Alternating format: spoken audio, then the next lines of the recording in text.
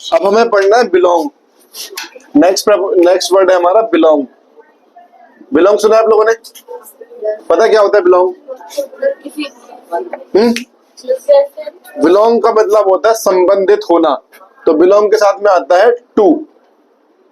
ठीक है, संबंधित होना कैसे यूज करेंगे? जैसे बोलेंगे आई बिलोंग टू यूपी। मैं यूपी से बिलोंग करता हूं, मतलब मैं यूपी से संबंध रखता हूं। संबंध रखता हूं मतलब क्या है कि मतलब मैं यूपी का हूं, यूपी से हूं। ठीक है, हम आई एम फ्रॉम यूपी भी बोल सकते हैं और आई बिलोंग टू यूपी बोल सकते हैं। अगर हमने फ्रॉम लगा दिया, ठीक है, तो हमें लगाने की जरूरत नहीं है बिलोंग। फिर हम बोल सकते हैं I belong from UP, but I am from UP is ज्यादा बेटर। ठीक है, और आई बिलोंग टू यूपी एक डिफरेंट चीज हो गई। क्लियर है? एक चीज और होता है, इसका मतलब होता है मालिक होना। मालिक होना यानी किसी की कोई चीज अगर है तो उसमें भी हम लगा सकते हैं। एग्जाम्पल के तौर पे अगर हम किसी से पूछें ये मार्कर किसका है, तो इंग्लिश में कैसे पूछेंगे मार्कर? हाँ, हम ये पूछ रहे हैं ये मार्कर किसका है, इंग्लिश में कैसे पूछेंगे?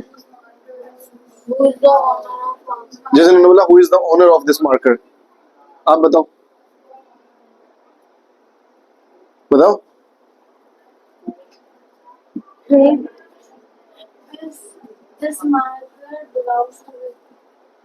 सवाल मैं कुछ पूछ रहा हूँ, जवाब आप कुछ दे रहे हो। मैंने बोला है कि ये बनाना है कि ये मार्कर किसका है, आप कह रही है मार्कर मेरा है। आप ये बनाओ पहले ये मार्कर किसका है। बूज बूज मार्कर। बूज क्या होता है? अच्छा तुम हुज कहना चाह रहे हो? हुज, अच्छा हाँ, डब्लू तो है उसके अंदर, गलती तुम्हारी थोड़ी है। फिर तो भूस, शुक्र है भूस नहीं बोला इसने। बताओ क्या होगा, ये मार्कर किसका है कैसे पूछेंगे? क्या हम ये पूछेंगे ये फोन किसका है? हाँ ये सही है इनका। ठीक है, हुज मार्कर इज दिस। हम ये क्या क्या बोला था? ठीक है, इसको हम कैसे पूछेंगे हुज मार्कर इज दिस। लेकिन हम ऐसे पूछेंगे इसको who belongs to this. Who belongs to this मतलब ये किसका है। हम ये नहीं पूछेंगे who is the marker, who is the owner of this marker. छोटी मोटी चीजों के लिए ओनर नहीं आता। ओनर कहाँ आता है? घर के लिए, कार के लिए, मतलब बड़ी बड़ी जो एसेट्स होती हैं उनके लिए हम ओनर का इस्तेमाल करते हैं। Who is the owner of this car, who is the owner of this house, this building. ठीक है, और हम ये भी बोल सकते हैं who belongs to this car, ये भी बोल सकते हैं। छोटी मोटी चीजों के लिए भी हम बिलोंग लगाते हैं और बड़ी चीजों के लिए भी लगा देते हैं। लेकिन ओनर जो वर्ड है ओनर, वो छोटी मोटी चीजों के आगे नहीं आएगा। मान लो किसी का ढक्कन गिरा हुआ रह गया था, हम बोलेंगे who is the owner of this ढक्कन। तो अजीब नहीं सुनने में? ठीक है, तो छोटी मोटी चीजों के लिए हम बोले किसका ये, तो हु बिलोंग्स टू दिस, या whose pen is this, whose marker is this, whose cap is this. ठीक है, ऐसे में छोटी मोटी चीजों के लिए सीधा भी पूछ सकते हैं हुज मार्कर इज दिस और who belongs to this marker. ठीक है, ऐसे में तो बिलोंग का मतलब क्या होता है? संबंधित होना, मालिक होना। इसके साथ में क्या प्रपोजिशन आता है? टू आता है। क्लियर है? समझ में आया? जैसे हम ये भी बोल सकते हैं कि this book belongs to me, ये किताब मेरी है, यानी I am the owner of this book. ठीक है, फिर आते हैं ब्लाइंड। ब्लाइंड का मतलब क्या होता है? अंधा होता है। इसके साथ में प्रपोजिशन आता है ऑफ। ठीक है, इसका मतलब क्या होता है? अंधा होना। कैसे अंधा होना? फिजिकल, फिजिकली कोई इंसान कोई अगर अंधा है तो उसमें हम ब्लाइंड ऑफ लाएंगे। कैसे यूज करेंगे? जैसे बोलेंगे Chomu is blind of one eye. जो चोमू है वो एक आंख से अंधा है। ठीक है, आए समझ में? मतलब उसकी दो आंखें हर किसी की होती है, बट उसका एक बल्ब बुझ गया है, तो क्या बोलेंगे? He is blind of one eye. ये थोड़ा ना ही इज हाफ ब्लाइंड, ऐसे बोलेंगे। क्या बोलेंगे? He is blind of one eye. ठीक है, he is blind of an eye, मतलब वो एक आंख से अंधा है। अब मान लो कोई, जैसे हम कोई काम कर रहे हैं, वही वाला एग्जाम्पल जो खाना खा रहे थे, सडनली कोई आके हमारी थाली में चढ़ जाए, ठीक है, तो हम क्या बोलेंगे? मैं दोनों ही बुझ गई क्या? क्या बोलेंगे?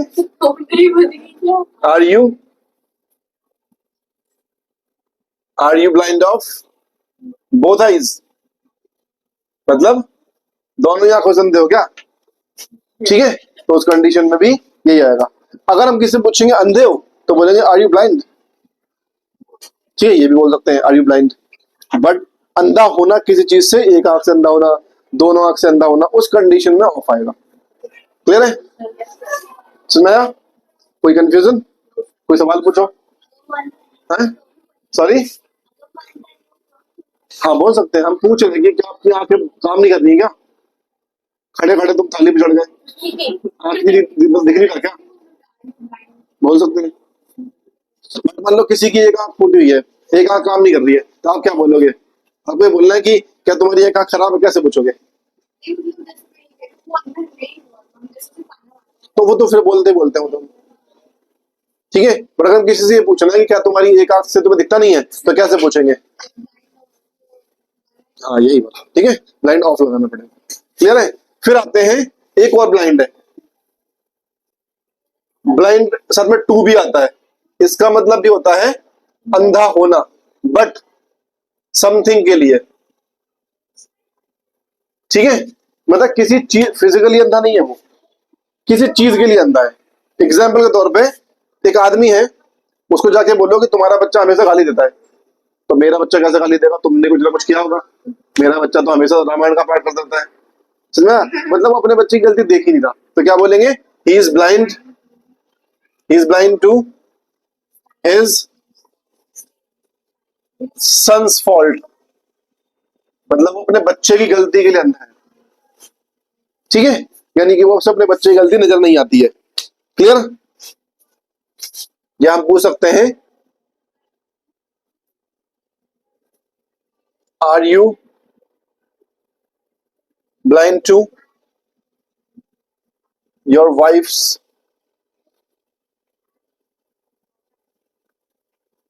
Deeds? Are you blind to your wife's deeds? क्या मतलब हुआ इसका? तुम्हें अपनी वाइफ की हरकतें नहीं दिखती हैं, ठीक है, मतलब अपनी वाइफ की हरकतों के लिए अंधे हो क्या? में तो इस कंडीशन में भी हम यूज कर सकते हैं। डीड का मतलब करतूत होता है, एक तो होता है काम, काम अच्छा भी हो सकता है ना, लेकिन करतूत कभी अच्छी नहीं होती, है नहीं? ये देखो इनकी करतूत है, कोई आदमी पूजा कर थोड़ी बोलेगी ये देखो इसकी करतूत है। तो करतूत क्या होती है? थोड़ी सी नेगेटिव वे में यूज होता है। और काम क्या होता है? अच्छा भी हो सकता है, बुरा भी हो सकता है। लेकिन डीड क्या होता है? मतलब इंग्लिश में तो हम इसे अच्छे में भी यूज कर सकते हैं। जैसे बोलेंगे ना, if you do good deeds you will get good results, ठीक है। तो डीड का मतलब अच्छा भी होता है, बुरा भी होता है। लेकिन करतूत जो वर्ड है, जो हिंदी में यूज होता है, वो मोस्टली नेगेटिव सेंस में यूज होता है, ठीक है। डीड का मतलब कर्म हो गया, यहाँ पे कर्म, काम, करतूत, वो भी हो गया, ऐसा नहीं है। बट मैंने आपको बताया ना, हिंदी में जो करतूत वर्ड है बस वही नेगेटिव जाता है। इंग्लिश में आप इस वर्ड को यूज करोगे तो ये पॉजिटिव में भी आएगा और नेगेटिव में भी आ सकता है। ये डिपेंड करता है that how you use that particular sentence, ठीक है। क्लियर? इंडीड मतलब रियली। एक कहावत है, a friend in need is a friend indeed, सुना हमने? एक कहावत है इंग्लिश में, a friend in need is a friend indeed, a friend in need is a friend indeed, जो मुसीबत में काम आए वही सच्चा दोस्त होता है, ये कहावत है, ठीक है। तो आपने इंडीड पूछा, तब मैंने बताया कि ये इस सेंस में ज्यादा यूज होता है, ठीक है। इमीडिएट मतलब जस्ट नाउ, तुरंत, immediate action, immediate actions are required, ठीक है। नहीं समझ में आया? तुरंत,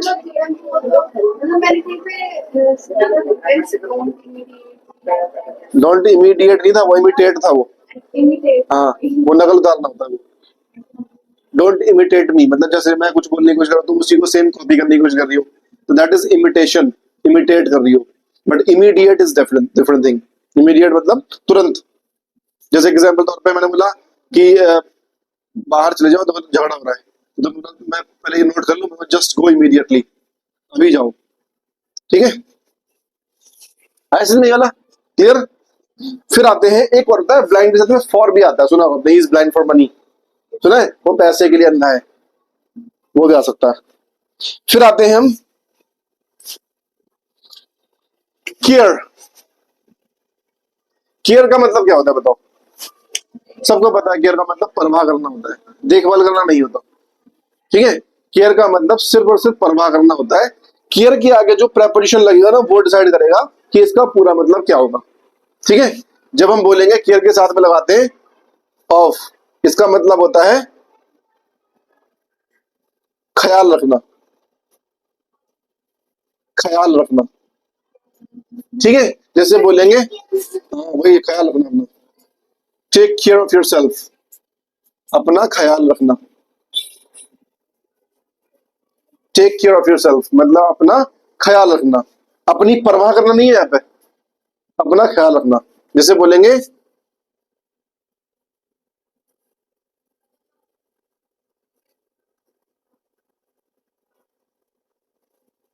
you should take care of your family, तुम्हें अपने परिवार का क्या करना चाहिए? ख्याल रखना चाहिए, परवाह करनी नहीं चाहिए, ख्याल रखना चाहिए, समझ में आया? तो जब टेक केयर के बाद में ऑफ आ जाता है, इसका मतलब क्या हो जाता है? ख्याल रखना, क्लियर, समझ में आया? लेकिन अगर हम केयर के बाद में फॉर लगा दें, तो क्या मतलब हो जाता है इसका? जब केयर के बाद में फॉर आता है, तो आखिर क्या मतलब होता है उसका? नहीं पता, तुमको पता है? किसके लिए? तुमको पता है?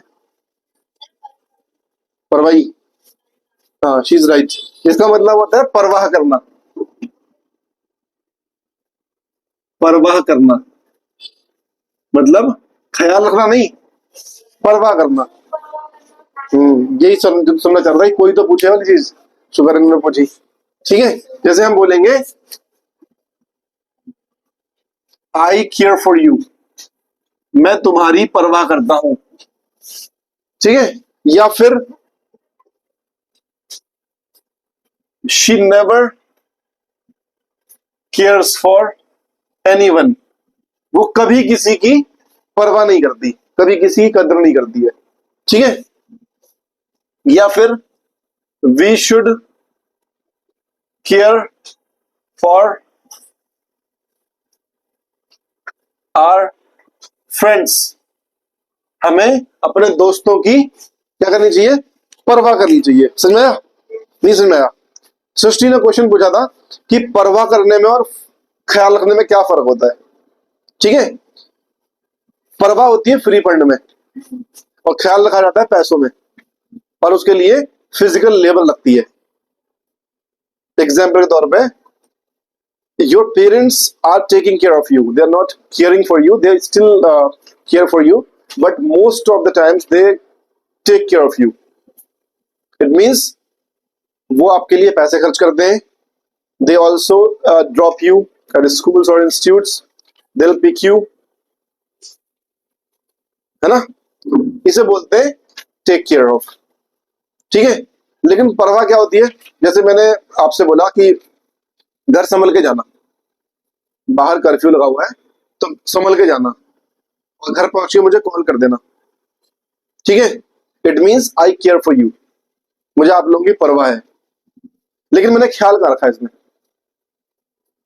मैंने बोला खुद रख लेना अपना, मुझे बस एक मैसेज कर देना कि साबुत पहुंचे कि नहीं पहुंचे, समझ रहे हो? तो इसे बोलते हैं बस परवाह करने के लिए, और परवाह करने में कुछ नहीं लगता। अगर मैं आप लोगों का ख्याल रखता, तो मैं आप लोगों को घर ड्रॉप करके आता, या मैं रिक्शे में बिठा के आता, ठीक है, आए समझ में, खुद ड्रॉप करके आता, या फिर मैं किसी को साथ में यहां से भेजता, ठीक है, समझ लो, इसे बोलते हैं ख्याल रखना। बट परवाह क्या होती है? कोई एफर्ट्स नहीं लगते उसके अंदर, बस मुंह से बोल दिया कि यार मैं तुम्हारी बहुत परवाह करता हूं,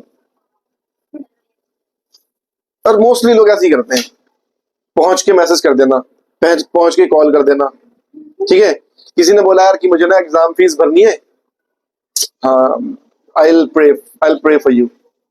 ये नहीं कि निकाल के दे दो पैसे, नहीं, I will pray for you, जैसे कि तुम्हारे प्रे करने से ही वो फीस आएगी। समझ रहे हो? तो कोई इंसान अगर चाहे, सपोज करो कि आपको किसी का 10th का 12th का फॉर्म भरना है और आपके पास फी अरेंज नहीं हो पा रही है, ठीक है, who will pay your fee, your parents और your friends? Parents, it means they are taking care of you. और फ्रेंड्स क्या बोलेंगे? हाँ यार मैंने भी अरेंज किया है, कहीं से मांग के, तू भी कर ले। ठीक है, एंड मैं प्रे करूंगी तेरे लिए कि ये तेरे को मिल जाए कहीं से। इसे क्या बोल रहे हो? वो they are pretending that they are caring, but क्या पता अंदर से परवाह भी कर रहे हैं कि नहीं कर रहे हैं, या अंदर से प्रे कर रहे हैं कि ना ही इंतजाम हो तो ठीक है। समझ रहे हो? समझ में आया सृष्टि क्या डिफरेंस दोनों में? क्या डिफरेंस है? पैसे लगते हैं और फिजिकल लेबर लगती है। ठीक है, सिर्फ पैसे नहीं, फिजिकल लेबर भी लगती है। अगर कोई इंसान आपको, आपकी पूरी रिस्पॉन्सिबिलिटी ले रहा है और तो वो आपको टेक केयर कर रहा है, taking care of you. But कोई इंसान सिर्फ और सिर्फ केयर ही कर रहा है, ऐसा नहीं कि मैंने आपसे बोला कि आप घर चले जाओ, मुझे पहुंच के मैसेज कर देना, कॉल कर देना, तो मुझे आपकी बिल्कुल परवाह नहीं है। हो सकता है परवाह बिल्कुल हो, बट मैंने उसमें एफर्ट्स नहीं डाले। ऐसा नहीं कि मैं तुम्हें 100 रुपए का ऑटो करके दूंगा कि जाओ, ऑटो वाले छोड़ गई उसको, तभी माना जाएगा कि मतलब मैंने मतलब टेक केयर ऑफ किया। ठीक है, यानी कई कई का बार क्या होता है कि पेरेंट्स परवाह भी करते हैं और ख्याल भी रखते हैं।